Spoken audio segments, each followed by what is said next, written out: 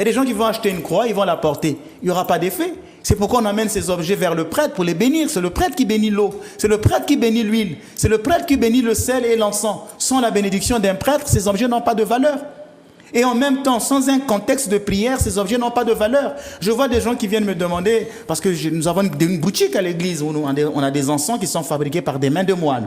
Nous, on n'utilise pas n'importe quel encens. Nos encens sont fabriqués par des moines du mont Athos et qu'on nous envoie, que les fidèles utilisent lors de nos prières. Mais je leur dis toujours, si vous brûlez de l'encens dans vos maisons et que vous ne priez pas, l'encens n'aura pas de valeur.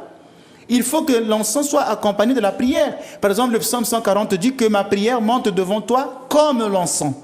Ce n'est pas l'encens qui monte devant Dieu, c'est ma prière qui monte comme l'encens. L'encens est un symbole de ma prière qui monte vers Dieu. Donc les gens qui vont prendre de l'eau bénite, ils vont jeter dans la maison, ils ne sont pas en train de prier, ça ne servira à rien. Je connais même des gens qui attachent des chapelets dans leur voiture parce qu'ils prennent ça comme des objets de protection. Ils mettent le chapelet, mais ils ne récitent jamais le chapelet. Ils n'en connaissent même pas les mystères.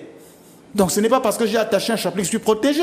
Je vois des gens qui mettent les chapelets autour du cou, des médailles autour du cou. Mais ils ne vont pas à la messe, ils ne vont pas à la prière, ils ne se confessent pas. Ce n'est pas parce que j'ai mis un chapelet, tout ça. Et les gens même viennent nous demander, mon père Ménard, donnez-moi l'eau bénite, donnez-moi de l'huile. On court toujours derrière ces choses-là.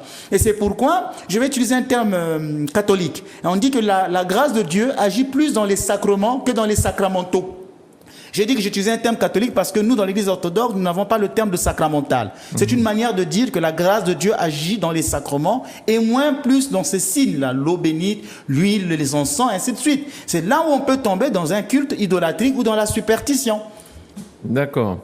Mais dans la Bible aussi, on a dit il faut garder de l'huile, il faut garder vos lampes allumées.